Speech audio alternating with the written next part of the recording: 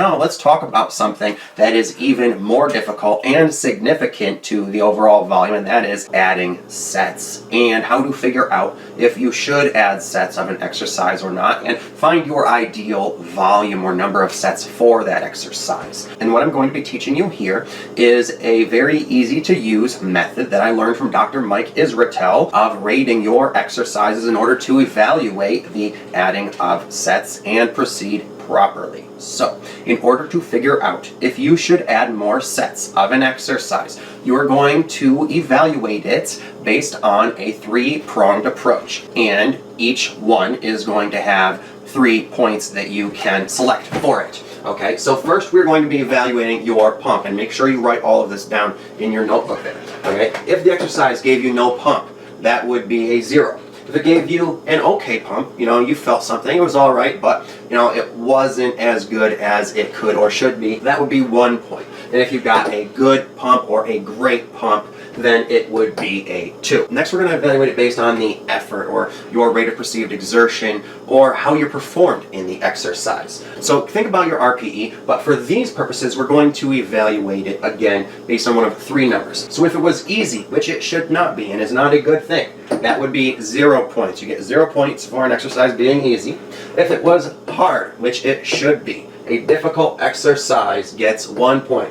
But if it was too hard and you failed at it, meaning that you could not hit your target reps, then that would be 2 points, okay? That exercise was too hard for you. And then finally, you're going to evaluate it based on how sore you were or how much muscle disruption you got, or how much you felt it afterwards. So if you got none, no soreness at all, very little to no muscle disruption, you barely felt anything, or maybe you actually did not feel anything, that would be 0. If you were sore for a day, but could still get back into the gym in 48 or 72 hours to train again, and the soreness was over by then, so it did not interfere with your next training session, that is a good thing, and that gets 1 point. However, if it takes you multiple days to recover and interferes with you being able to train again in 48 to 72 hours, then it gets 2 points. And so what you're going to do with these points is add them up, and in total, if you have only a 0 or a 1, what that means is that you are at below what is called your minimum effective volume for that exercise. And if you've never heard the term minimum effective volume before, it's pretty self-explanatory, but I am going to be teaching you all about it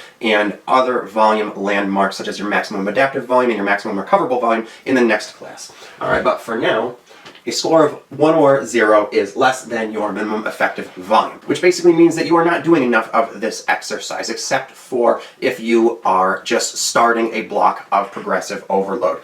Alright, so at the beginning of a mesocycle, you are going to be doing far less work. Okay, so it's okay if you are scoring this low early on in a cycle, alright, as that is how you should begin them, but you do need to progress well beyond that quickly. So if you have scored that low for an exercise, you should immediately add sets, and that will put you at least close to or at your minimum effective volume now, and then you can keep adding them as well, because this score is low enough for you to add sets pretty liberally. But you are going to have to do this based on how it feels, because if you got 1 point and it's because you were sore or the exercise was hard, then you probably wouldn't want to add as many sets as if you got a 0. Alright, but that's really going to be up to you and your judgment and how you are evaluating your exercise. But now if you scored 2 to 4, that means you are at around your minimum effective volume, which is a good place to be, even if you are starting a block of progressive overload, even if you are at the start of a block of progressive overload. And while this is an effective volume, it is the minimum effective volume. So you can still add sets here. And you probably should. It's going to be up to you, but you should do it conservatively. You want to be careful not to add too much, and you want to leave room to keep adding more later.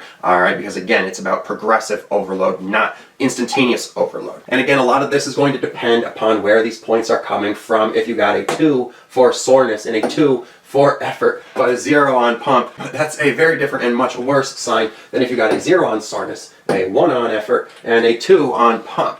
See what I mean? So in that sense, it's going to need to be very customized, okay? Now, if you scored a 5 or a 6, that means that you are over your minimum effective volume. And that's not necessarily a bad thing. It means you know for sure that you are doing enough work, and you most likely do not need to add sets. It's still, again, based on the exact situation, but I can say with confidence that you probably are doing enough work and do not have to do any more right now, okay? Because again, we need to leave room for progressive overload. So if you're over your minimum effective volume, while it's okay, early on in your cycle, you should be starting at below your minimum effective volume. So ideally, you don't want to get to over it until the middle of your cycle, right? So basically, if you're over your minimum effective volume, you want to hold off on adding sets for the most part until later on in your cycle. Give yourself at least a little time to get used to the training you're doing so that number can lower. So now let me show you how this works with a couple of examples. Let's say that you had gotten good at doing deadlift, so you decided to start doing stiff-legged deadlift. So you started doing it, and after a week or two, you evaluated it. You found that it didn't give you any pump, so that's a 0, okay? But the effort was there. It was hard, and you weren't failing at it, but it definitely felt awkward and difficult. You were getting in the reps, but it didn't feel good.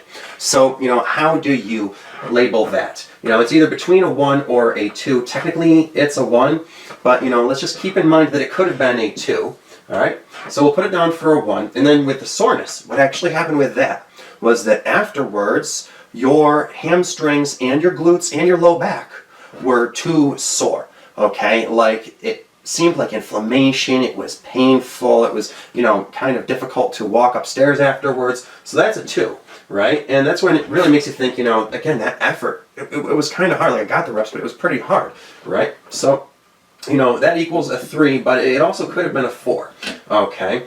So, with this exercise, it's telling us with this system that we're at the minimum effective volume.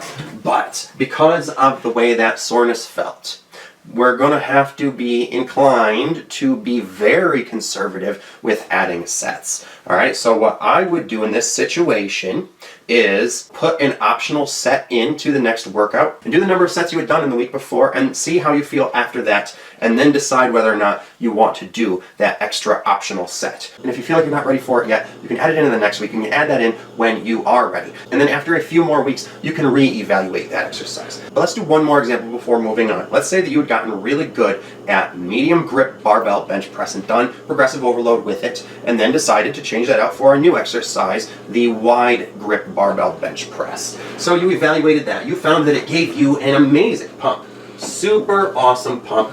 So that's a 2. You found that it was actually pretty easy, but it did feel hard enough. So you give that a 1, okay? And it did not make you sore. All right, and that 1 could have been a 0, so we're going to evaluate this as a 3, but it is something, it could have been a 2. Let's consider that we were on the lower end of the minimum effective volume here, right? So while, again, this is still in the same range as the last exercise, it is a different situation, okay? So in this situation, we're going to be a bit less conservative, a bit more liberal with the adding of sets, all right? So we would probably go ahead and add a couple sets to start, and then maybe another 1 or 2 in the next week if it's continuing to feel good. And then again, we'll reevaluate it a few weeks later. Now, after your initial evaluation and doing the exercises for a few more weeks, you want to reevaluate them. And when you do, you want to evaluate them a bit differently. This time, you're not going to take pump into consideration. You're only going to be evaluating based on performance and soreness. And you are going to be evaluating them a bit more in depth based on those qualities this time. So when reevaluating for performance, you want to think about your target reps and your RPE that you had planned for them. So if you had hit your target reps and done so with a lower than planned RPE, then that would get a 0. If you had hit your target reps with the planned RPE, that would get a 1. If you had hit your target reps but went over your planned RPE, that would get a 2. And if you failed to hit your target reps at all, that would get a 3. And then for evaluating based on soreness, if you got no soreness, that would be a 0. If you were sore for a number of hours but recovered well before you needed to for your next session, that would get a 1.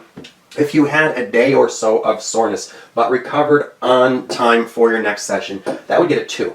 And if you were sore for days, so many so that you didn't even recover on time for your next session, that would get a 3. Okay, so it's a bit different, but it's still pretty easy to do. And so what you're going to do with these two sets of points is, of course, add them together. And if they total to be between 0 and 1, that means you can go right ahead and add 2 to 3 sets to your session next week.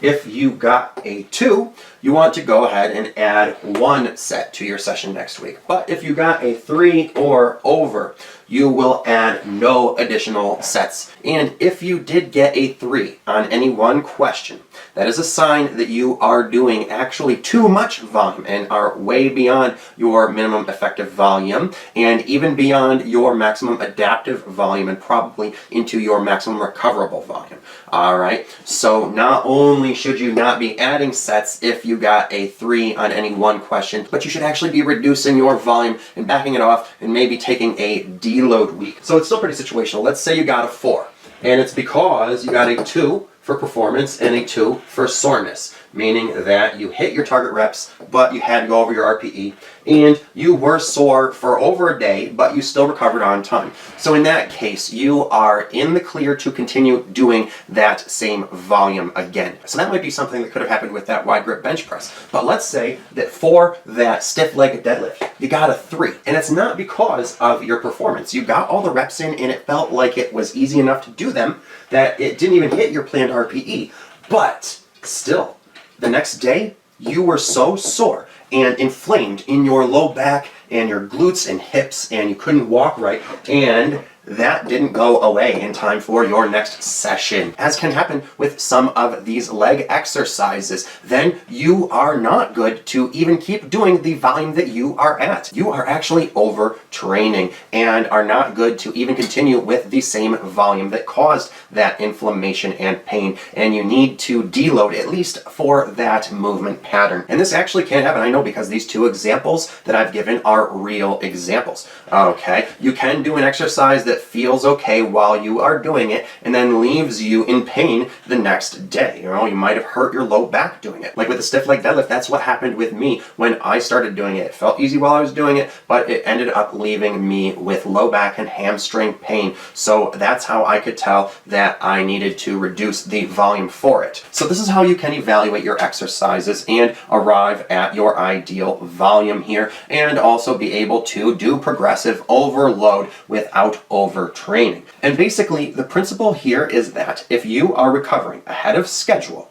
then add sets. If you are recovering right on schedule, don't add sets, but you could add reps or weights or do some other type of progressive overload. And if you aren't recovering in time for your next session, then you need to actually reduce the number of sets that you are doing. But don't worry when you can't add sets. Again, that is not the only way to do progressive overload, and you can always add other things or manipulate other training variables, as I taught you about in the last class, in order to do more progressive overload in other ways. And I'm going to be teaching you all about these things in the rest of this phase. So that being said, that is how to evaluate and add sets. A very good, easy to use method that will really help you to reach the right number of sets for each exercise and do progressive overload with them without hurting yourself. All right, so that being said, that actually concludes this class on training volume and how to add to it. And you can look very forward to the next class in this phase, which will be on the volume landmarks of minimum effective volume, maximum adaptive volume, and maximum recoverable volume, and the growth